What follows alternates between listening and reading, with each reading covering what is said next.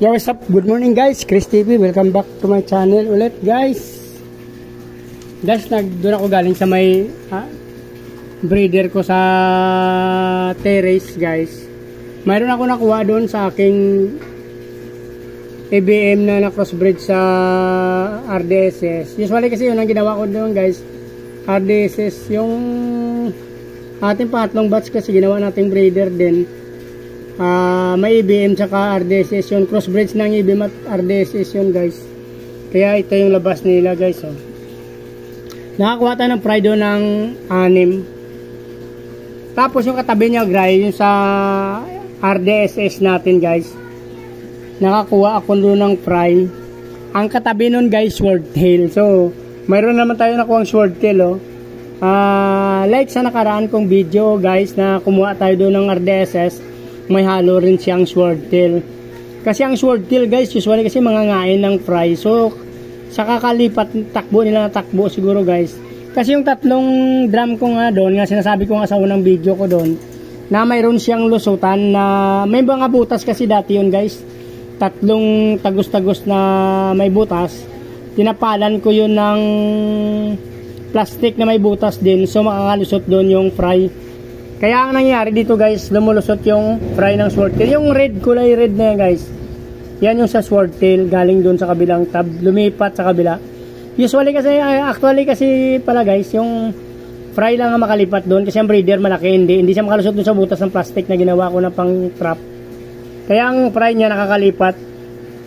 Buti na lang nakakalipat sila doon guys, saka marunong na sila lumipat. Kasi ang swordtail kasi guys, pag napabayaan mo, hinahabol nila yung kanilang fry, kinakain nila. Kaya ito naman natira, 4, 5. Ito yung tatlo na to, alam ko, una tong fry dati pa tong hindi ko nakuha. O yan, malalaki na sila. Tapos yung dalawa na yan na maliit, nahuli siguro yan.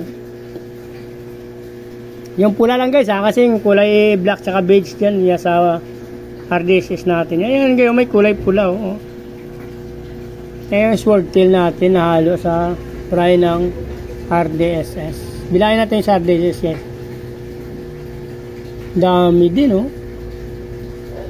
Hindi na natin mabilang guys. Nasa 18 yata. 2, 4, 6, 8, 10, 12, 14. Dami rin guys Kaya walay natin to. Ito isama natin doon sa isang breeder na sa kabila. Doon sa pinaglagyan natin kanina guys. Ito i-acclimate natin to sa ibang tab. Dito natin to ilagay muna guys. Yan kasi wala pa tayong lagayan. Hindi pa tayo makabreed. Wala pa tayong nabibreed ngayon guys. Ito yung pinagbreedan natin ng danyo na field to guys. Field parehas, 2 tab. Yan isa. Diyan lang natin mga acclimate. Ito guys, idagdag natin dun sa kabila. Ilang piraso to? 5. 2, 4, 6. Mayroon na kasi tayong bagong grow out dyan. Kaso lang, since nawasa kasi yung 4 na yan, hindi ko pa malagyan yan guys ng ng grow out. Hindi pa natin malagyan. So, ngayon, Monday ko kasi nilagay. Monday ko nilagay. So, malagyan natin pa yan sa mga Monday, Tuesday, Wednesday.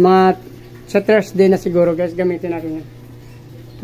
Para hindi na tayo magastos ng, ng water conditioner. Kasi mahal din ang water conditioner. So, antayin na lang siya mag 3 days guys. Bago natin lagyan ng ating yung mga grow out na 4 na yan. Antayin natin ng 3 days. Mayroon na tayo dito guys na, ito guys i-acclimate natin dito pagsasama natin. So, 5. Ilan to? 5 to. 5. October to, 5. Ito kasi guys, pwede na ito bitawan. Yun acclimate na natin dati kanina. Bibitawan na natin to guys, yung ilang piraso to. 18 to guys, dami. Dito na lang muna. Yung kinuha natin 5 doon pa guys, hindi pa natin nabitawan. Yung nakuha natin sa terrace. Since parehas naman sila to crossbreeds Ito IBM saka RDSS isang lahi nito. Ito yung 5, iwanan muna natin. Maggagawa na lang tayo ng name tag dyan kung ilan na ilagay natin dyan. So dito na lang muna guys. Ayan guys, yung natin. Dito natin nalagay sa grow out na sa ibaba. So, please like, follow, and subscribe guys. Hindi pa nakasubscribe, pakipindot na lang ng subscribe button. Pakisama nyo na rin yung bell button guys para updated kayo sunod ko pa ng mga video. So So maraming salamat sa support at sa mga subscribe ko guys. Maraming salamat sa inyo. Magandang umaga. Mabuhay kayo hanggang gusto nyo. Bye bye!